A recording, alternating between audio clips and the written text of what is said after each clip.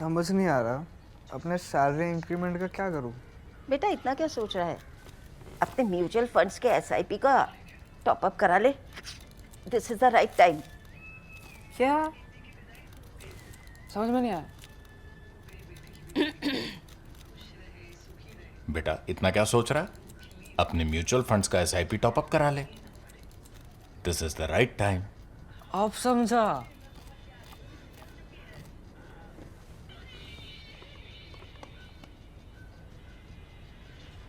Mutual fund investments are subject to market risks. Read all scheme-related documents carefully.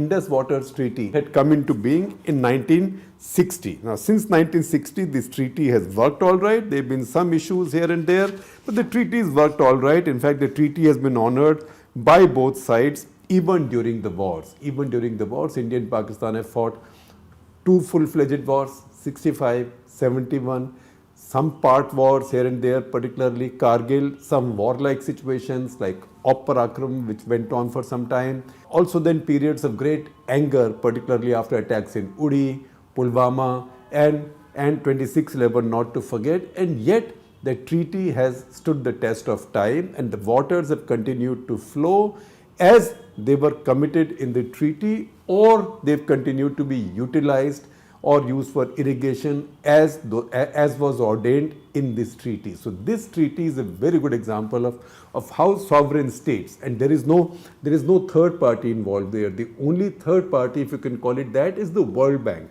because the World Bank it is that had enabled this treaty and also helped organize funding for many things that came as a result of this treaty to enable both India and Pakistan to utilize their river waters better. Remember, in 1960, in the 50s, during which all the talks leading up to the treaty took place, in the 50s, both countries, both economies were predominantly agrarian.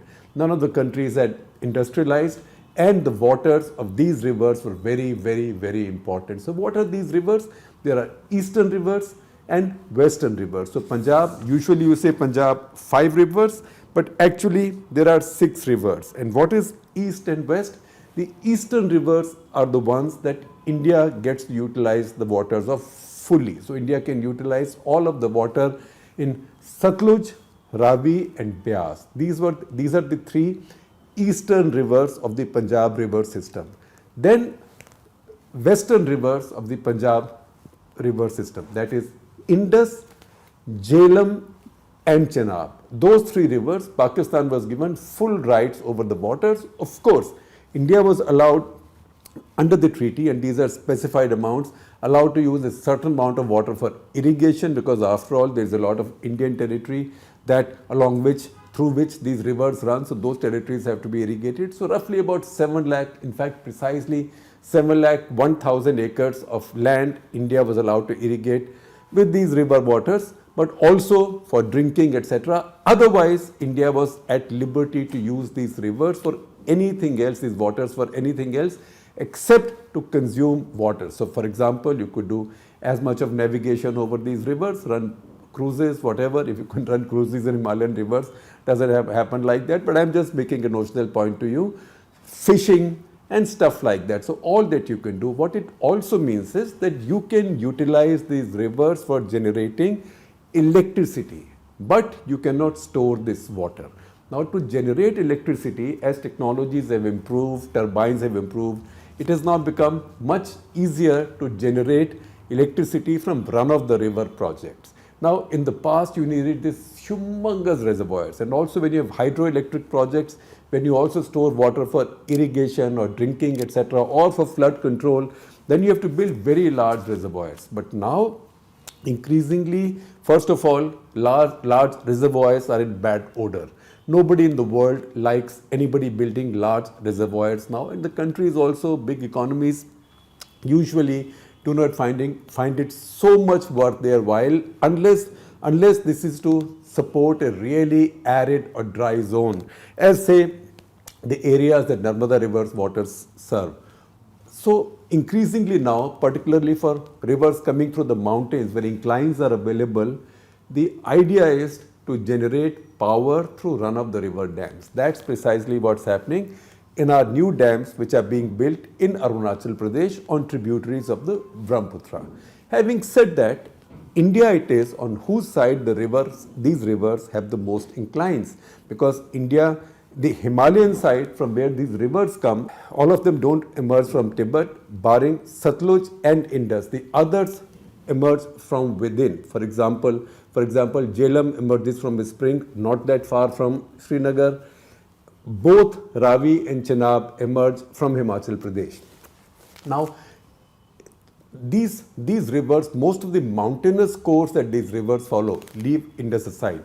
Most of the mountainous course that these rivers follow falls in India. So India has much greater possibility or prospects of using these rivers for power generation. No problem when it comes to the three eastern rivers, that is Ravi, Byas and Satluj. India has in fact now trained, exploited, dammed and DAMMED, dammed, and also generated a lot of power from those rivers, power, irrigation, drinking water, everything. Whereas India has a challenge with the three other rivers. Can you use the inclines? Can you use the sheer falls and gorges in the Himalayan region to generate power from them? Now, when you generate power, there is a little bit of storage, tiny bit, which may be temporary, because your turbines have to keep running. The turbines can't always be that, look, when water comes, my turbine will run. So a little bit of that happens, a little bit of interruption with water flow does happen. And that is what the Pakistanis are complaining about. So the current dispute is about a dam. It's a dam called Ratlay Dam, Ratle. It's an 850 megawatt dam.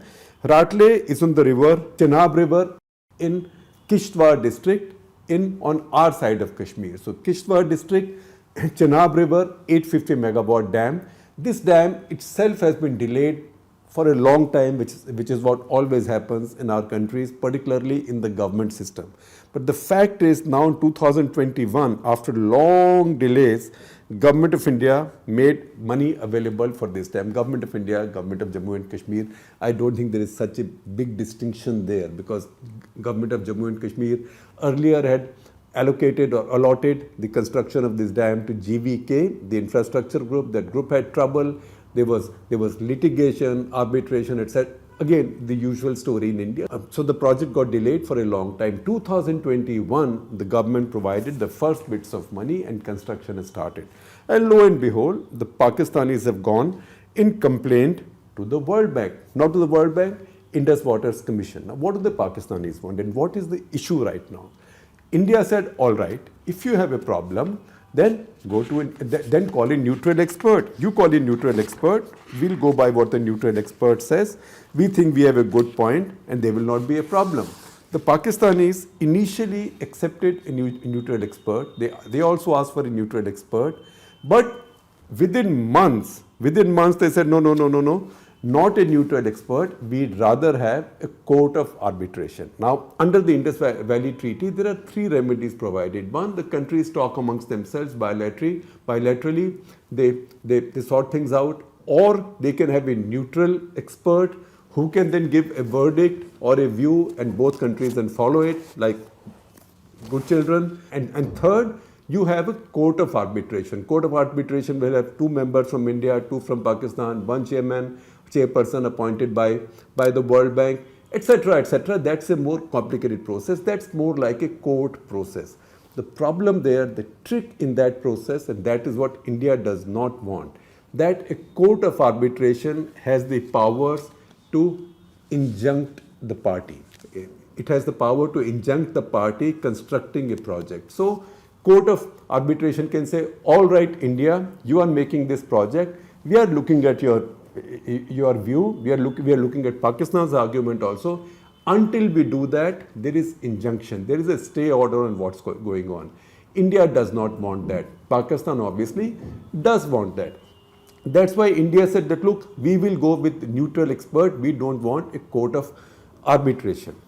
World Bank, fed up, everybody gets fed up when India and Pakistan fight, because these fights don't go anywhere. So they got fed up and the World Bank said, look, let us stop both processes. So they stopped the COA process, which Pakistan had got started, and also they stopped the neutral expert process, which is what India would have settled. Both got stopped, but once again, both countries kept fighting, and as they kept fighting, at one point last year, the World Bank said, all right, let both processes go on simultaneously, which means the neutral expert also meets. Neutral expert was a man called Michel Lino, and also a chairman was appointed, and COA was to start functioning, that is Court of Arbitration, not Committee of Administrators as the Supreme Court appointed to run Indian cricket. No, this is Court of Arbitration between India and Pakistan. India did not like the Court of Arbitration, nor did India like the idea that the two processes were happening simultaneously. So last week, a meeting of the Court of Arbitration was held. India did not attend it. In fact, India has not even nominated its two members for this Court of Arbitration. So that is the reason now India has said, look, this has gone on for too long, right? We don't intend to stop any of your water, but you create trouble anytime we try to produce a little power essentially for the people of Kashmir. All our projects have got delayed like this.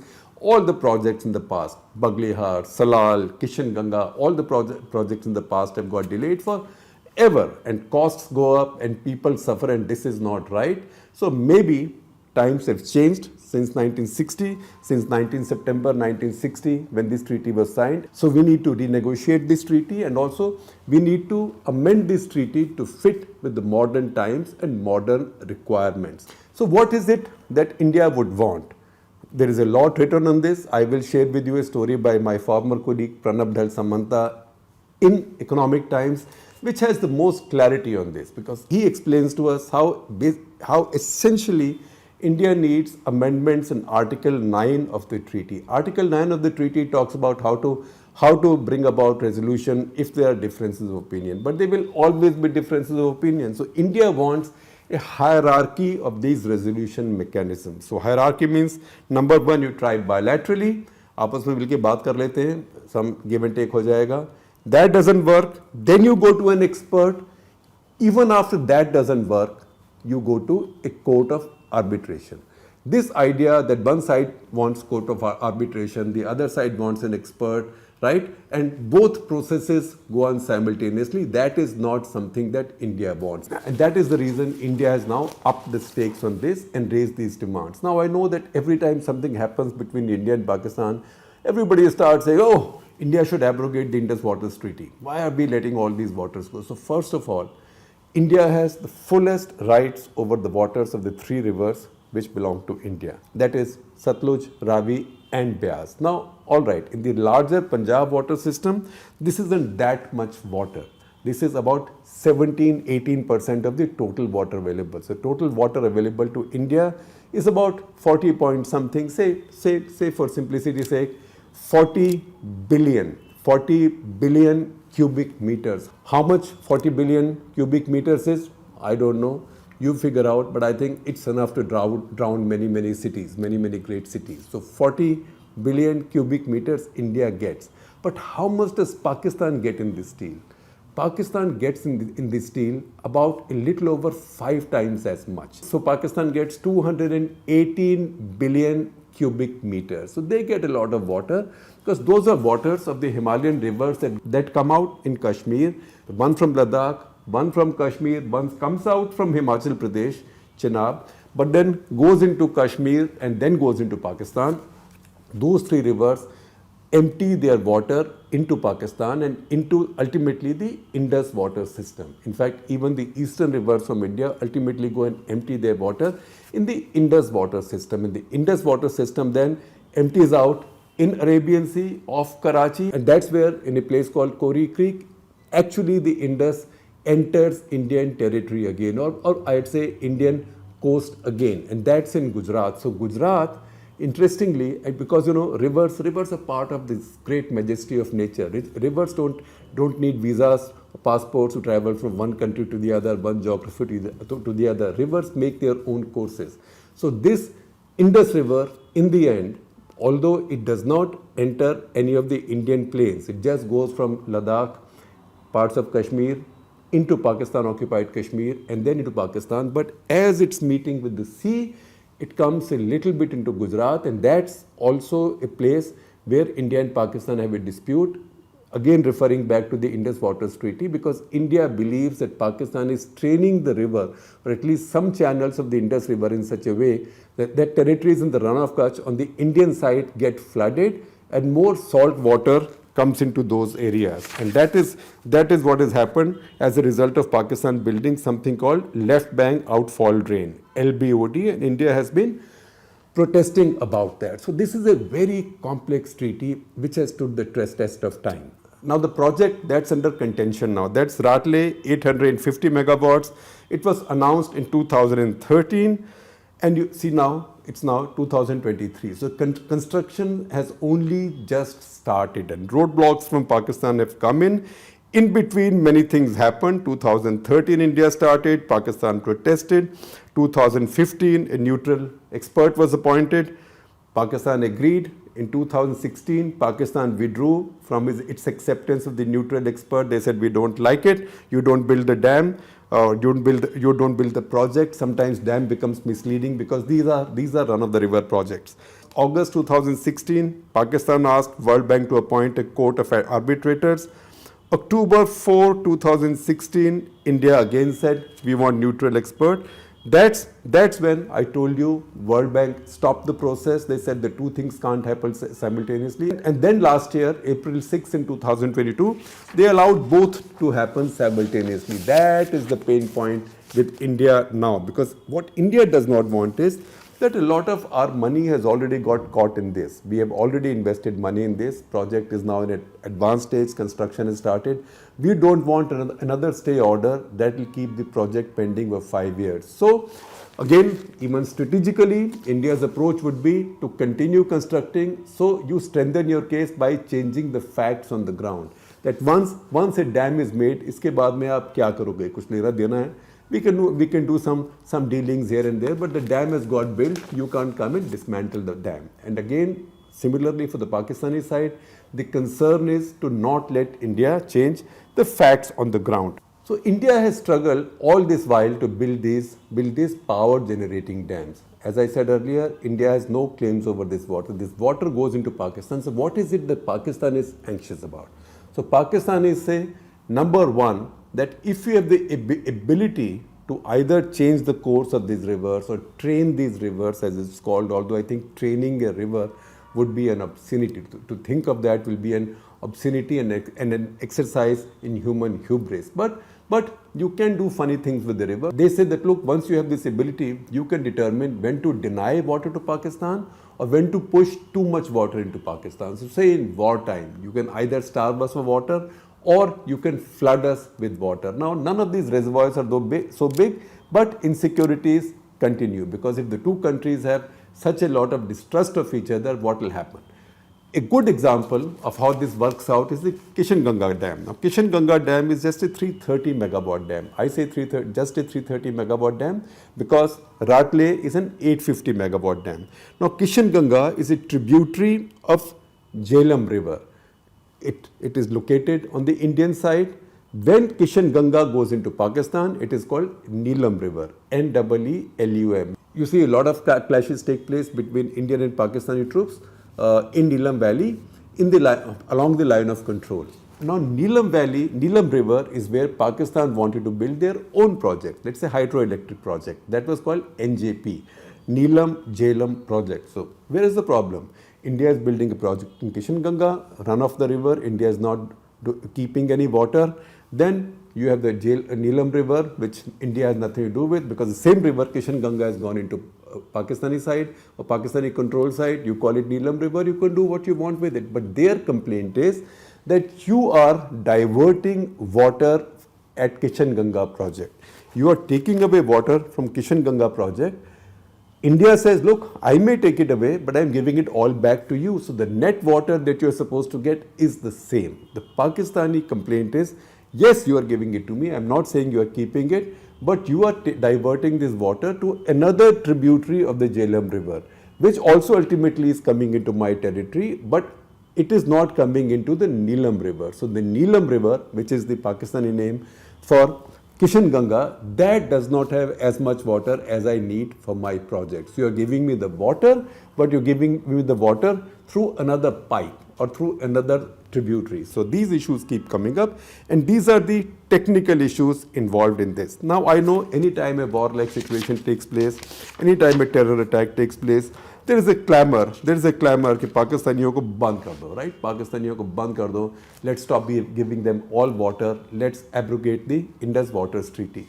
Now these are sensitive things. We have to be careful about what we wish should happen.